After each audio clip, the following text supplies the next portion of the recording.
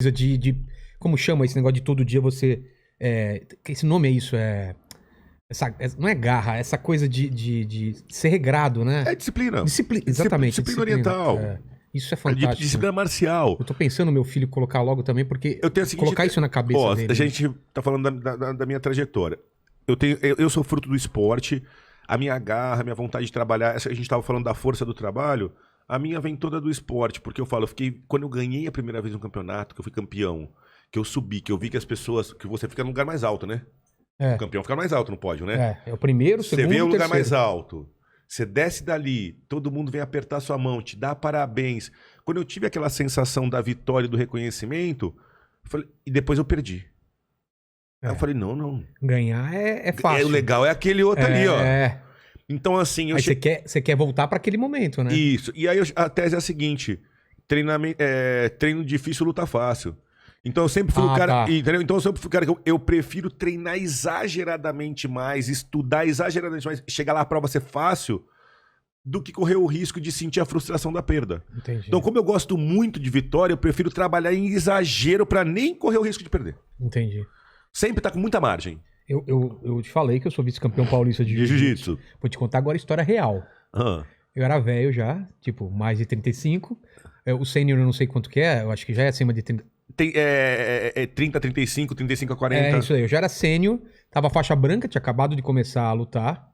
E tava muito leve. Agora eu tô pesado, eu tava com 62. Ou seja, levinho. Peso ácaro, sei lá. Tá. Aí o meu treinador falou, Vilela, relaxa, cara. Só vai ter você no campeonato. Dessa idade, começando faixa branca e leve assim, os caras estão tudo gordo. Tinha um cara. Apareceu, fui lá e perdi. Perdeu o cara, Vilela? Puta, por isso Mas que... sou vice-campeão paulista. Por isso que ele saiu. É. Eu sou campeão sul-americano de judô. É mesmo? Sul-americano. Mas quando o cara veio com a orelhinha meio ralada, eu já falei, vou perder. Sabe aquela orelhinha já ralada de tatame? Assim, pô. Já meio porco. moída, Caralho, velho. Ó, isso aqui, ó. Não tem nem desenho de orelha. Não tem desenho. O pessoal não sabe como que é você ficar lá travado e o cara tentando te mobilizar. É um negócio que você perde peso. Emagrece eu tinha muito. 4% de gordura nessa época. Então. Porque você fica... Você concentra... Parece que quem tá olhando fala, não tá acontecendo nada, né? Então só os caras travados lá. Mas o que acontece lá... O bicho tá pegando ali. Mano. O bicho tá pegando ali. A minha namorada é lutadora de Muay Thai. Ela olha o jiu-jitsu e fala... Muay Thai é mais de longe, assim? Cotovelo, joelho. Muay Thai. Porrada, trocação. É o boxe tailandês. Tá. É o chute, cotovelada, joelhada. Esse é foda. Só que se pegar um lutador de jiu-jitsu bom, é MMA, UFC. Coloca pro chão. O cara não sabe, se o cara não souber chão, ele roda no chão. Levou ele pro chão, acabou. Né? Tomou uma baiana e tal, não sei o quê. Acabou. Entendeu? Então... Mas dentro do esporte, você tá falando, eu quero pegar um gancho que é uma coisa que eu tenho pregado muito, muito legal. Duas questões que eu gostaria de falar. Primeira, eu fundei um instituto chamado Instituto da Cunha, que eu presente ao meu irmão, porque eu tenho minha função policial, mas assim, pelo sucesso das redes sociais, eu fundei esse instituto. O meu canal Delegado da Cunha era não monetizado durante muito tempo, e a gente acabou perdendo muito dinheiro pro YouTube, né? E algum dinheiro, e a gente monetizou, só que a verba toda doada pro Instituto. Então, hoje em dia ele é monetizado porque ele sustenta o nosso Instituto. E o Instituto, o IDC, o nome dele é nome fantasia Superação. O lema é a palavra convence e o exemplo arrasta. E Como aí, que é? O lema convence? A palavra convence, e o exemplo arrasta. Tá. Entendeu? Então os caras falam, vai lá e daí sobe naquele muro. Você fala, aí o cara vai e sobe na tua frente, você fala, meu... Vou ter que fazer. Ele sobe. Então o exemplo é o exemplo, né? Claro. E aí dentro disso, aprendendo muito com o Cariani também, sempre fui esportista. Qual que era o meu sonho, né? Eu sempre sonhei com a super escola. Eu acho que, como brasileiro, como cidadão, eu acho que o sistema de escola americano, China, Coreia, da criança entrar na escola às 7 da manhã, sair 7 da noite, fazer todas as refeições e ter oportunidade de vários esportes, música, cultura, maravilhoso. Tudo bem. Vamos chegar lá? Vamos. Talvez daqui a uns 50 anos, daqui a uns 20 anos a gente chegue lá. Mas assim, e aí eu comecei a pensar, loucuras de Carlos Alberto da Cunha. Como eu poderia tentar formar uma identidade moral sólida para um jovem, para ele não ir para as drogas, sem a superescola com menor custo? Arte marcial. Então se eu pegar um menininho na favela de 6 aninhos, vários menininhos, E 6 anos é uma idade boa, 6 aninhos. Porque quando o traficante bater nele com 10, ele já é faixa roxa, já é lutador, já cabeça, tá formada e vai dar até soco nos caras da biqueira. Sai daqui. Entendeu? Porque ele já tem autoconfiança, ele tem garra, perspicácia, ele sabe quem ele é, tem o sensei dele, tem os amigos dele que lutam. Exatamente. Ele é alguém. Com 10 aninhos. Que nem eu Faz parte de um grupo. Isso. E uma luta. Que é o que faz. Então assim, olha só o meu delírio, vou contar aqui. Eu pensei assim, ó. Eu ia montar um projeto social de esporte de alto rendimento. Olimpíada e tal. Aí eu fiz as contas. Com X reais, eu sustentava 50 atletas no alto rendimento. Com esses X reais, eu parei para ver quantas crianças eu conseguiria formar em arte marcial no baixíssimo custo. Na extrema pobreza. Extrema. Aonde não tem nem chinelo. 50 alto rendimento, eu consigo dar aula de karatê todo dia para 300. Mas na simplicidade, usando o tatame do céu emprestado, usando a pracinha da favela. Eu não vou lá. O meu instituto, eu pego a minha equipe, vai até a comunidade, monta o grupo ali na área mais pobre, cadastra e vira uma academia usando os meios daquele local. Eu vou ceder o professor, os técnicos e tal. Só que aquele professor ele vai assumir o aluno. É aluno dele, ali virou uma academia. Da quebradinha ali. E aí você tem um núcleozinho com 250 moleque, outro núcleo com 150 aqui, outro aqui. A gente chega só com a estrutura básica, a gente não consegue nem dar o kimono. Mas por que você não dá o kimono? Dá de sacanagem? Eu falei, não, para que aquela comunidade local comece a se organizar sozinha. Então, quando chega o professor, é o susto, depois foi a primeira aula, a segunda, aí uma mãe vai falar com o professor, a outra mãe vai falar com o professor, aí as mães falam assim, ó, o fulano de tal falou que tem kimono para doar, as pessoas começam a se cotizar em cima do esporte, a se organizar em cima do esporte. Então, o que é o IDC? O IDC ele é um instituto que faz várias ações, mas o núcleo principal, a gente conversou muito, a gente se inspirou naquele Netflix, no Cobra Kai. Ah, claro, cara. Que no série Cobra maravilhosa, Kai, né? na série do Cobra Kai. Então, a nossa ideia é levar a arte marcial nos lugares mais pobres para firmar uma força não só física, mas que a arte faz uma força mental. Para que aquele moleque, quando chega ao aliciamento do crime, porque onde ele mora é muito pobre, ele já tem uma força, tem uma base. Então a gente trabalha com isso. E agora eu tenho discutido muito com o Cariani, porque eu fazendo musculação de outra forma. Quando você pega já o jovem a partir de 12 anos, eu acho que a arte marcial já é um pouco lenta, porque ele vai demorar para ficar bom, ele já tá grande, vão querer brigar com ele. Mas se você entra nos interesses da idade dele, a musculação para ficar bonito, pegar a mulherada. Se ele entra na onda da musculação e de alimentação, ele não tem como ficar jogado na favela fumando narguilha e tomando corote. A tarde inteira jogando conversa pro alto, fumando narguilha, às vezes usando droga, tomando vodka falsa, corote na rua. Ele tá com a dieta, se ele ficar ali, ele não vai ficar fortão.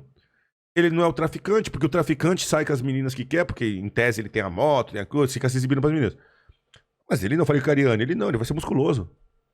Ele não tem dinheiro, mas é forte, bonito.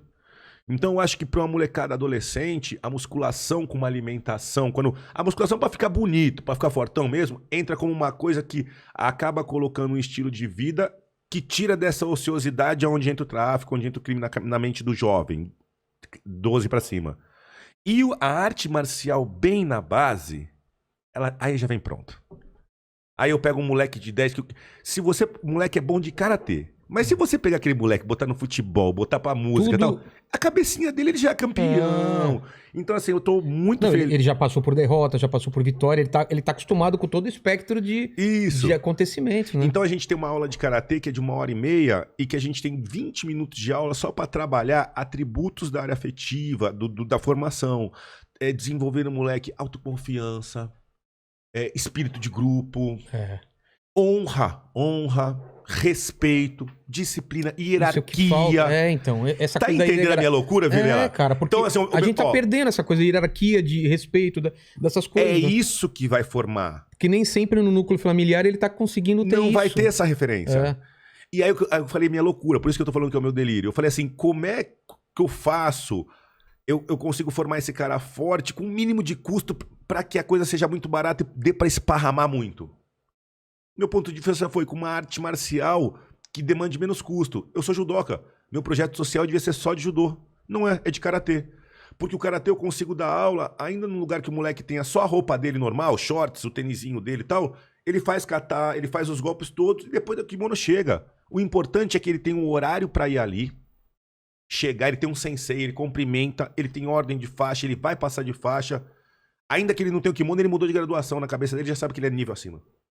E o kimono vem rapidinho. Começou ali a treinar, tal, pegou gosto, alguém doa. De repente, você começou a dar aula na comunidade, aí o cara da padaria da comunidade... Porque ele patrocinar... O pão. Ele vai dar o pãozinho. Tá. Aí o outro dá a salsicha. Daqui a pouco você chega ali, tá toda a molecada de kimono, treinando. Alimentado. Os pais assistindo o treino.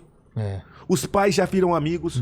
Os pais falam com o sensei. Vai melhorar a relação dele com os pais. Que ele vai respeitar mais os pais. Então é isso. Então, assim, o sonho do nosso projeto é dar um pouquinho de força física, moral e mental para essa molecada, para que eles não sejam cooptados pelo crime. E eles se sentirem pertencentes de um grupo, né? Porque isso é o que faz a diferença. Tá, moleque, todo mundo foi criança. Você quer pertencer de um grupo, você quer ser reconhecido. Você quer reconhecido. A partir dos 12, você quer seu espaço na sociedade. É o que eu te falei. Com 12, você com 10 aninhos, você é muito frágil ainda, facilmente captado, né? Cooptado por outras ideias. Mas pega um moleque de 6 anos, nada contra o futebol, mas pega um moleque de 6 anos que fica só jogando bola na quadra e não faz mais nada. E pega um moleque que praticou futebol dos 6 aos 10, e pega um moleque que praticou karatê ou judô dos 6 aos 10. Tirando o resultado físico, analisa o moleque de ponta a ponta. E qual o esporte que levou mais informações para aquela criança carente de um exemplo? Carente de um exemplo. Exatamente. Entendeu? Então, assim, por que do Instituto? Nossa missão é essa: levar arte marcial para extrema pobreza. Os critérios de escolha de bairro, IDH, bairros mais pobres. Pobre. Só que dentro do bairro mais pobre, tu tem aquele lugar onde que é mais pobre. Claro. Então você pega Jardim de São Rafael, um bairro muito pobre. Só que no São Rafael tem uns 3 miolinhos ali. Bicho. Não entra nada. Dentro do barraco não tem piso, é tudo de terra, assustador. É barraco, a madeira dessa finura. Às vezes só tem um pé de chinelo, sabe? Não tem nem os 2 pés de chinelo. Feio. Gente que vive com... Enfim.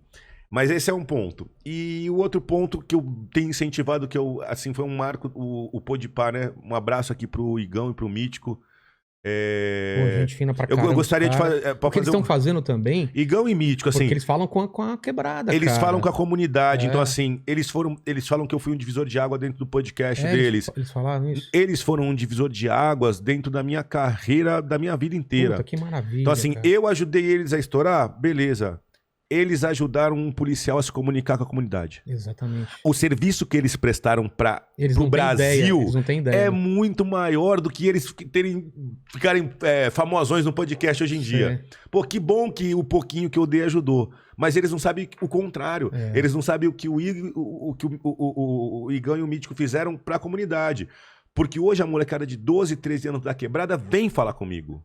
Eles sabem da coisa gente nossa. Dá pra trocar ideia. Então, quebrou uma barreira, né? Essa quebra de barreira tá me permitindo passar a mensagem... De gente que nem iria escutar o que você tá falando. Não, mas... Mas agora abriu e falou, deixa eu escutar o que esse cara faz. Deixa eu escutar. Ele parecia um cara legal. Então a gente tem uma juventude que tá aberta para ver a realidade do trabalho da polícia. Eu